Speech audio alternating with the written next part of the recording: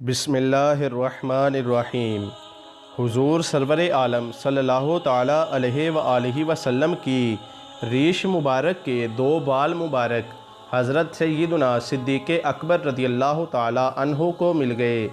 آپ ان دو بالوں کو بطور تبرک گھر لے آئے اور بڑی تعظیم کے ساتھ اندر ایک جگہ رکھ دیے۔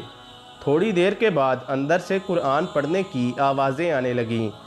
سیدنا صدیق اکبر رضی اللہ تعالیٰ عنہ اندر گئے تو تلاوت کی آوازیں تو آ رہی تھیں مگر پڑھنے والے نظر نہ آتے تھے۔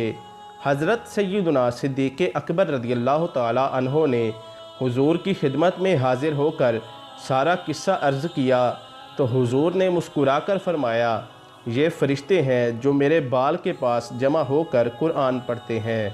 وما علینا الا البلاغ المبین۔